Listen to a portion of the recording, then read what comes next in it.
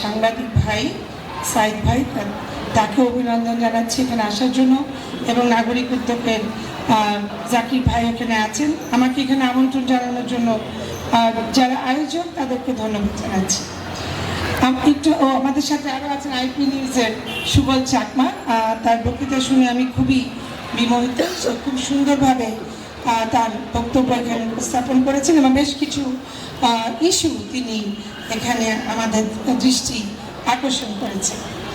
আজকের যে indigenous food online সংবাদ মাধ্যম ইন্ডিজিনাস পিপলস নিউজ বা আইপি নিউজ এবং বাংলাদেশের একটি স্বনামধন্য মানবাধিকার সংগঠন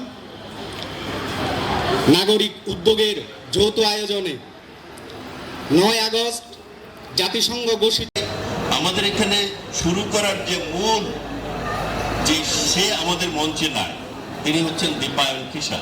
দীপায়ন কিসা আমি বসে একসাথে আমার অফিসে চা খাচ্ছিলাম, তখন একটা আলোচনায় আসলো যে আমাদের বৈচিত্র্যকে কি করে তুলে ধরতে পারি।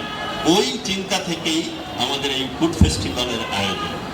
আমাদের আজকের এই অনুষ্ঠানে উপস্থিত ডক্টর সাদেকা হালিম, তিনি বলেছেন যে আদিবাসীদের নিয়ে তিনি তার একাডেমিক ইন্টারেস্ট আছে এবং অনেক লিখেছেন, অনেক কথা বলেছেন। ঢাকা বিশ্ববিদ্যালয়ের শিক্ষক, সমাজবিজ্ঞানের পড়ান, ছাত্রছাত্রীদের উদ্বুদ্ধ করেন। তার নিজের অনেক ছাত্রছাত্রী আছে যারা আদিবাসী এবং পাহাড়ের ছাত্রছাত্রী আছে।